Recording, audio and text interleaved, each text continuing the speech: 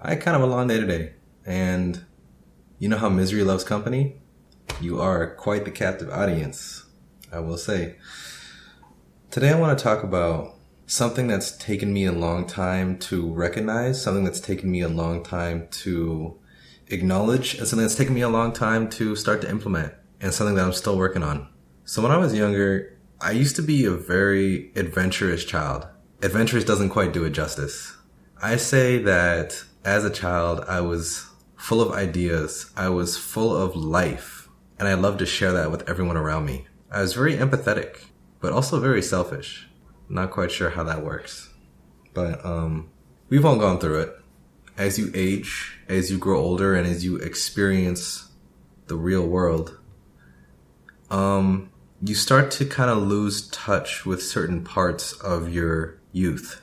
That childlike wonder turns into cynicism, and that curious spirit turns into like a know-it-all attitude. Like you've done it all, you've seen it all. It becomes irritating when you see someone who wants to explore, because it's like, why are you going to waste my time with this? And we've all seen those parents where their kid's just being a child, and the parent treats them like they're this nuisance, like they're this pesticide, like they're a parasite. And I've always felt disgusted watching people parent like that. Because when you're a child, all you want is to be loved and be accepted. And the last thing you want is to be treated like you're a nuisance or that you're a burden. So that's always really bothered me. But anyway, as you grow older and as you experience life, you start to develop stereotypes, preconceived notions, and just ideas based off of your own experiences. And I feel that along the way, a lot of us, we kind of give up. We don't lose it, but we give up a part of who we are in order to fit into a status quo.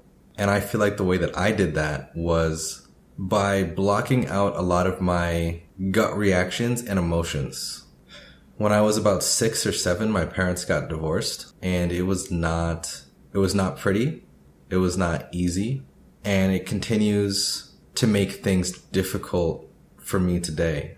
When people ask me about what my plans are for the holidays, if I'm going to see my family, how's my mom, how's my dad, I always have to bring up the fact that they're separated. I still say, good things about them, and I still say, yeah, everyone's good, thanks for asking, but it's never easy to just have that conversation. And I know it's a lot more accepted and normal nowadays. Divorce is extremely common now, but I don't think that really changes the fact that watching two people who you grew up to look up to, rely upon, admire, two people who you would give your life for. Literally. I, as a child, would have died to protect my parents. That's how strongly I felt. And watching them grow to hate each other, I feel like that changes something in you. Because you lose trust in the safety of relationships, and you lose trust in others. Because if the two people that made you who you are up until that point couldn't find a way to make things work, then what chance do you have? One thing that I think about constantly is just the fact that I sometimes feel more comfortable in disruptive relationships and disruptive, situations, because it does in a sense remind me of my childhood. It was only a brief period of time, but those moments where you were staying awake late at night, listening to your parents yell at each other, or, children are very perceptive. Just the body language, watching the body language change between your parents, watching the body language change between how your parents interact with you.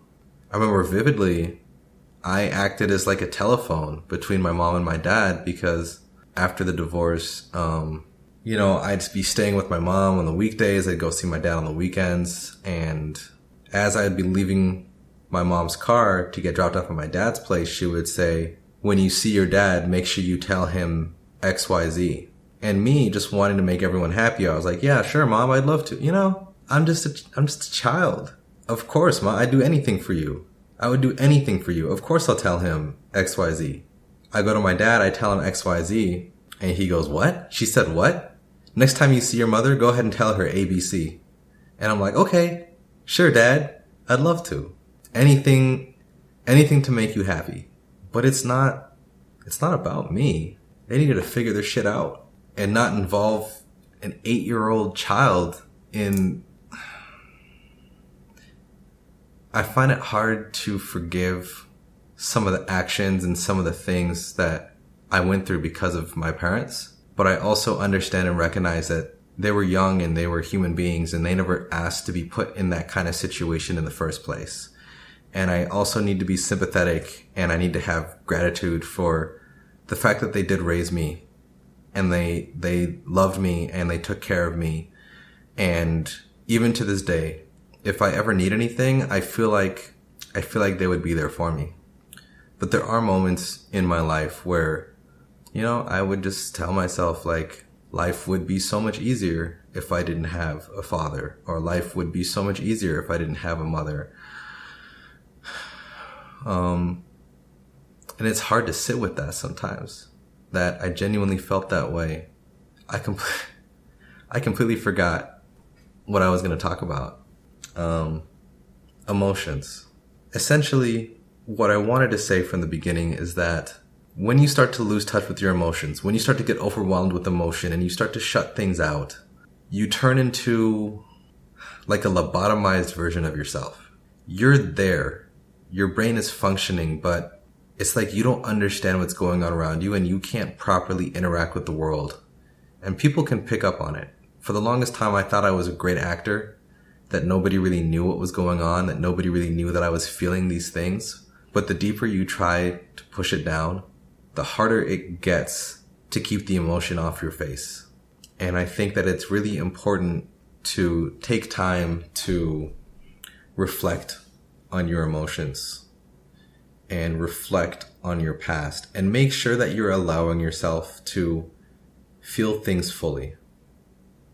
I know that can be difficult, especially when you're going through something that you feel very strongly about. There's reasons why I shut off my emotions. Because if I hadn't, then I definitely would have done some things that I would have regretted in the past.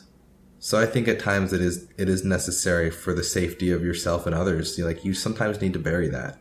But you also need to be able to revisit it and process it. Because you don't want to have to sit on that for the rest of your life. You don't want to have to hold that for the rest of your life. Because it'll eat away at you. It really will. And it'll affect you in ways that you wouldn't expect. I think it's important that we allow ourselves to give forgiveness and that we allow ourselves to feel gratitude even for the bad things that happen in our lives, because these bad experiences help shape us and help strengthen us and help to make us who we are. And you'll find the greatest friendships when you connect with other people who have gone through similar experiences as you. And that's powerful. It really is how we handle our darkest moments that make us who we are. So if you're like me and you've buried things from your past, I challenge you to get yourself in an environment where you can fully process those emotions, events, whatever it may be. Maybe surround yourself with people who you can trust and people that you can open up to. Maybe call a loved one. If you don't have a loved one, then journal it. Write it down. Make a video. Don't share it with the whole world, but make a video and watch yourself. Watch yourself talk and try to figure out what it is you're actually feeling. Because it can be hard sometimes, but you need to do it. It's really important that you do it. And I believe that you can. Because for the longest time, I never thought I can confront things that I am now. I never thought that I would be able to just stare at them in the face and just talk about them like this. But here I am. And I hope that this gives you the initiative. This gives you the push that you need to take those steps in your own life. Well, it's late. I need to get going to bed, but I hope you have a good night. Until next time.